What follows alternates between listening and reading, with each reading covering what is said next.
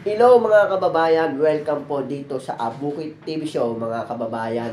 Tayo natin to mga kababayan, mga kilalang senador tatakbo sa 2025 mga kababayan. Yan, ito ba ang mga hinala ng ating Pangulong BBM Marcos mga kababayan? Yan. Ito ba ang mga ito ay magiging mabuting senador o magkukurap sila muli sa bansang Pilipinas? Mga kababayan, marami na tayong pinagdaanan, mga hirap, sakit sa bawat nakaupo sa government. Kahit presidente maging mabuti o masama ang presidente, ang mga tao niya sa baba magkukurap. Kahit ang presidente hindi siya magkurap mga kababayan, pero nasa mga sa ilalim niya ay magkukurap dahil hindi lahat nasasakop niya at nakakausap ang mga ito. Yan mga kabayan. Ito po, pakinggan nyo at panuodin nyo po ang pinahayag ng ating Pangulong BBM Marcos mga kababayan. Yan mga kababayan, mga kababayan, panuodin nyo to, si Pangulong BBM Marcos. Tignan nyo po ang record ng ating mga kandidato. Wala sa kanila ang may bahid ng dugo dahil sa tukhang. Wala sa kanilang kasabwat sa pagbulsa ng sako-sakong pera, pinagsamantalahan ang krisis ng pandemya, pinabayaan ang ating mga kababayan na magkasakit at mamatay. Wala sa kanila ang mga pumapalakpak sa China at natutuwa pa kapag tayo ay binobomba ng tubig. Tinatamaan ang ating mga Coast Guard, hinaharang ang ating mga mangingisda, ninanakaw ang kanilang huli. At bukod pa ron ay inaagaw pa ang mga isla natin para maging bahagi ng kanilang bansa.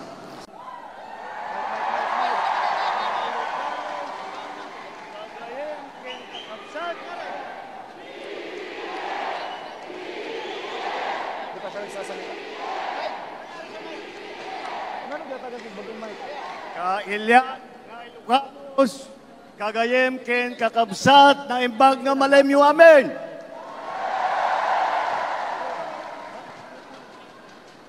Tugaw kayo, hapo.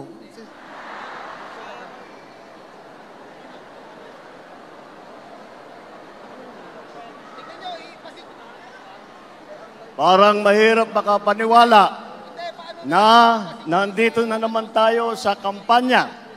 Napakabilis ng panahon, napakabilis ng pagdaan ng 3 taon na akala natin ay magiging mas matagal. Ngunit nandito nga tayo sa darating na halalan sa Mayo. At sinimulan po natin ang aming national campaign, kagaya ng dati, dito po sa ating minamahal na lalawigan ng Ilocos Norte. Andito po ang aming ipinagmamalaki ng mga kandidato para sa Senado. Ngunit, bagamat nakatuon ang pansin natin sa ating mga kandidato para sa Senado, huwag po natin kaligtaan ang halos 18,200 na local executive na ating ihahalal sa Mayo. Nabanggit ko po ito dahil may pagmamalaki ng alyansa na kami lang ang may kumpletong ticket mula sa senador hanggang sa sangguniang bayan ng pinakamaliit na bayan ng buong Pilipinas. At hindi pangkaraniwan ang mga aming kandidato. Hindi po kagaya ng mga nakikita natin sa mga iba't ibang partido. Hirap na hirap makakuha ng kanilang mga miyembro. Ang aming pong ipinagmamalaki at pinaglalaban ay subok na at matagal nang nagseserbisyo sa publiko. Hindi po ay naaawa rin po kuminsan sa ating mga katunggali dahil nagmamakaawa para makakuha ng mga malalakas at magagaling na kandidato. Di tulad ng iba, karampot lang ang kandidato. Dito po, buo kami. Hindi lamang buo sa numero, ngunit buo ang loob para ipaglaban ang kapakanan ng bawat Pilipino at ang buong Pilipinas.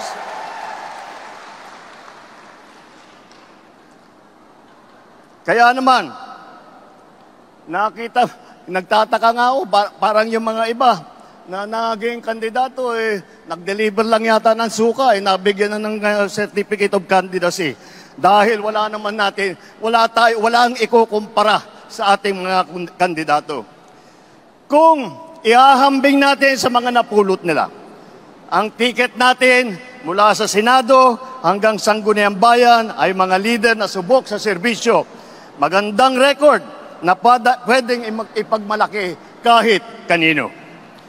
Kung kilatisin natin ng isa-isa, napakatingkad ng ating kakayahan, ng kanilang kakayahan at ang mga pambato para sa pagbabago. At kapag pinagsama kagaya nito na nangyari dito sa alyansa, ay lalong nakaka-impress ang kanilang pinagsamang lakas at galing. 8 po sa ating mga kandidato ay veteranong senador. Palitan ko na lang, matagal ng senador kasi pag veterano baka akalain nilang hindi lang luma kundi matanda.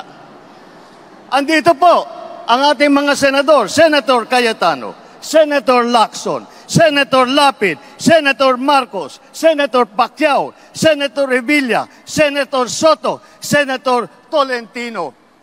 Pagpasok po sa Senado ng mga re-electionist sa Senado ay wala na pong OJT. Hindi na mag-aaral. Alam nila ang trabaho. Alam na nila ang pangangailangan ng Pilipino. Alam na nila ang gagawin nila upang gawin at idala sa ating mga kababayan ang kanilang pangangailangan. 7 naman ay nanggaling naman sa Kongreso na subok sa batasan. Andyan po ang mga Congressman Abalos, Congressman Binay, Congressman Cayetano, Congressman Marcos, Congressman Pacquiao, Congressman Tulfo, Congressman Villar. Kitang-kita po naman natin na ito lahat ay sanay na sanay, subok na subok at matagal nang nagpapakita ng galing. Hindi na bagito sa pagpanday ng mga batas. 4 ang nagsilbi sa kabinete, humawak ng cabinet rank na posisyon. Si Abalos, DILG Secretary. Si Tulfo, nag-DSWD Secretary. Lacson, ng Yolanda Rehabilitation Commission. Tolentino, siyang namuno ng MMDA. Ngunit, sa kanilang katungkulan, ay hindi lang po sila parelax-relax. Tingnan nyo po ang kanilang mga record at makikita po ninyo na sila ay nakagawa ng magandang pagbubuti para sa kanilang mga kagawaran. Alam nila ang government work galing sa kabinete. Hindi lang dada, pero gawa ang kanilang ipinapakita. They are not here to oppose. They are here to propose. 3 ang naging gobernador ng malalaking probinsya. Alam nyo na, Manang Aimee, dito sa atin, sa Ilocos Norte. Lito Lapid, Governor Lito Lapid ng Pampanga. At ang Governor Revilla ng Cavite naman. Bukod pa ron, kasama nila ang 3 naging city mayor. Abi Binay ng Makati, Tolentino ng Tagaytay, Abalos ng Mandaluyong. At huwag natin kalimutan na si Tito Sen, Senator Soto, ay naging vice mayor din ng Quezon City. Hindi rin po tayo nagkukulang sa boses ng kababaihan at maglalaban para sa karapatan ng ating kababayan dahil 4 sa ating mga kandidato ay babae, pero itong mga babaeng ito ay palagay ko, mas matatapang pa ito kaysa sa mga lalaki na nandito ngayon. Mga abogado naman, 4 din. 4 ang abogado natin. Abalos, Binay, Cayetano, Tolentino. Si Jaime, nag-aaral din sa law school. At pinagtatalunan lang nila kung sino daw ang pinakamagaling at sino nanggaling sa pinakamagandang eskwelahan. Ngunit lahat yan ay magaling, lahat yan ay matalino, lahat yan ay ginamit na ang kanilang kakayahan upang pagandahin ang Pilipinas. Kung itatanong naman natin, sila ba ay isa lang ang pinanggalingan? Tiga Maynila lang ba lahat? Tiga Luzon ba lahat? Hindi po.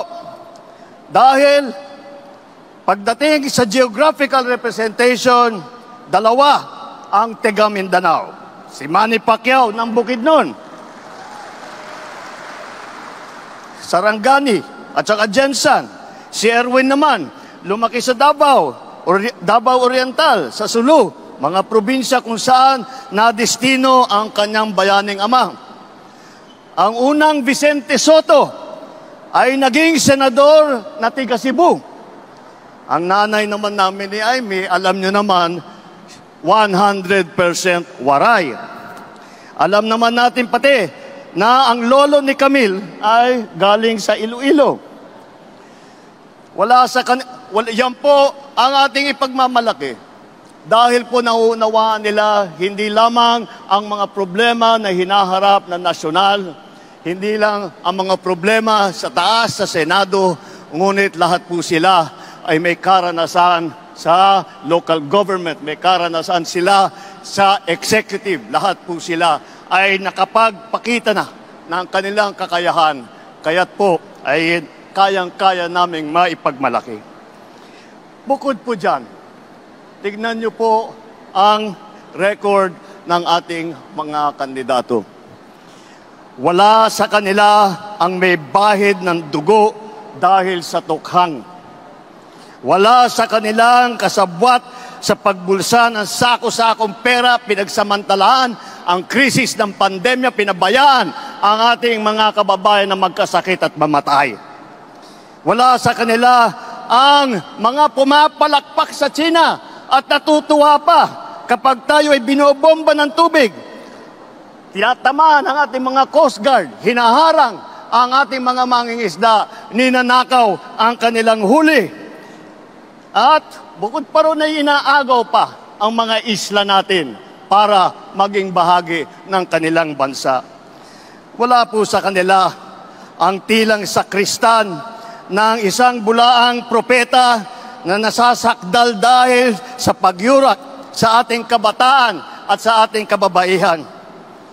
Wala sa kanila ang tagataguyod ng pugad ng krimen, ng sentro ng paglalapastangan ng mga kababaihan na mga pogo. Tayo ngayon ay nasa sangandaan ng ating paglalakbay bilang isang malayang bansa. Bilang isang sambayanang may dangal, may sipag at may talino. Tayo ba ay papayag na babalik sa panahon gusto ng kung kailan gusto ng ating mga liderato maging probinsya tayo ng China?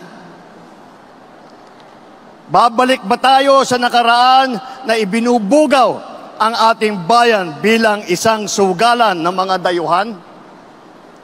Nais ba natin bumalik sa landas na umaapaw sa dugo ng mga inosenteng mga bata na inagaw sa kanilang mga anak, mga ina, kinuha sa kanilang mga tahanan at inagaw ang kanilang kinabukasan?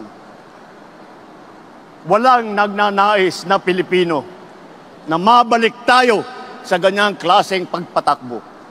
Kaya naman, makakatiyak po kayo na kapag ang ating mga kandidato ay naluklok sa Senado at sila ay nagsimula ng kanilang trabaho, asahan po ninyo na sila po ay hindi makikihalo, hindi makikilahok sa ganyang bagay na ating iniwanan na at na ayaw balikan.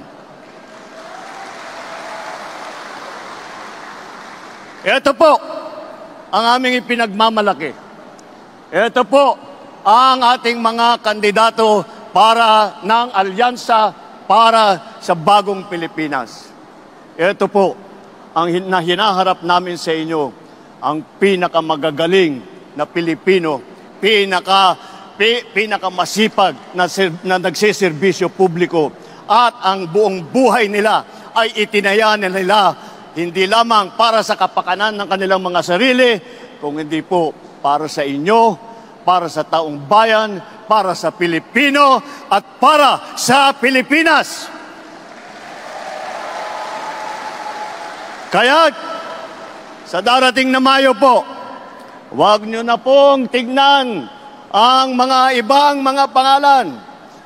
I-shade nyo na po lahat po itong nandito na nasa harap ninyo at gawing nating 12-0 ang ating resulta sa Senado. Nang sa ganon, matitiyak natin ang kinabukasan ng ating minamahal na Pilipinas. Mabuhay ang alyansa!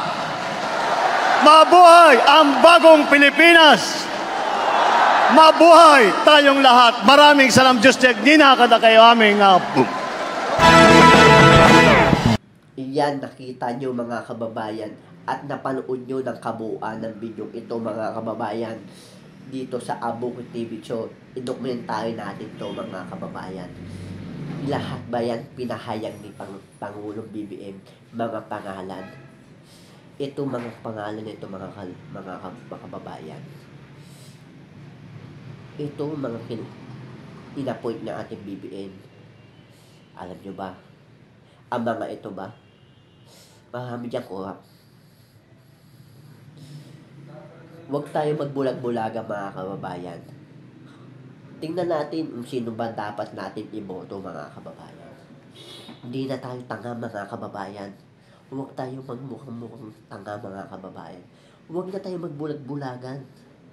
Sa kunting pera, kumikita ang bawat senador mga kababayan.